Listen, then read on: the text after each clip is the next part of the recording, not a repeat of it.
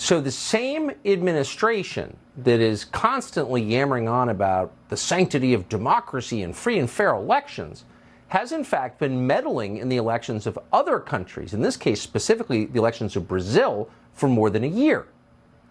We're not speculating about this. Biden's CIA director personally pressured Jair Bolsonaro's office, that'd be the former president, or still technically the president of Brazil, pressured Bolsonaro to accept the results of the election long before the election took place. Think about that for a minute. You have no obligation to accept the results of an unfair election. In fact, if you believe in democracy, you shouldn't.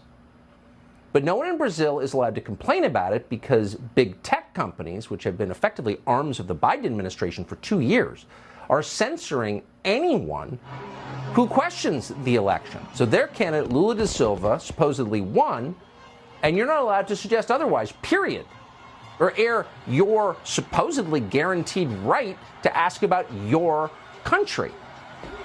A judge has also ordered that social media companies remove any posts that question the election results. So this is massive suppression, and despite it, or probably because of it, physical protests are breaking out across Brazil. Matt Tierman is an investigative journalist. He joins us to assess what exactly is going on here. Matt, thank you so much for joining us tonight. So the Biden administration is admitting they had the CIA director try to bully the president of a sovereign country on the question of his own elections? How can that happen? Well, they don't even think it's a big deal. It's par for the course. In fact, Bernie Sanders was talking about it on Pod Save America, the lefty podcast of former Obama administration alum.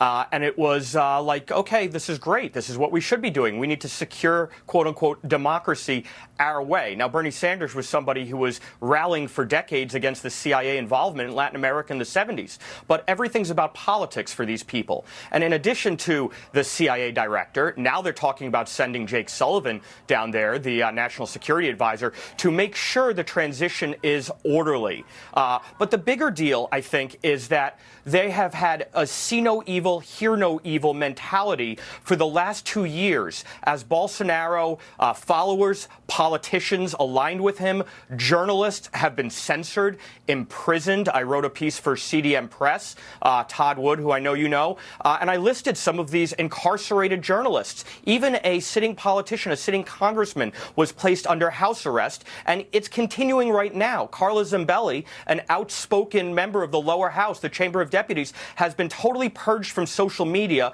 by diktat of one man, the head of the Brazilian Supreme Court, who also oversees a subsidiary court, the Brazilian Electoral Court. There's no due process here. It is purely by diktat, and these people are losing their voices, and the Biden administration says nothing. Where is that not considered an irregularity electorally? Where's the Organization of American States, the EU, the State Department, the IRI, who monitors elections? They're silent. It's pretty obscene. If you don't have free speech, you don't have democracy. Free speech is a prerequisite for democracy. So when you shut down free speech, it's not a democracy by definition. And I wish, if you're not following the Bill of Rights, it's not a democracy. So period. Anyway, Matt Tierman, I appreciate your reporting on this very much.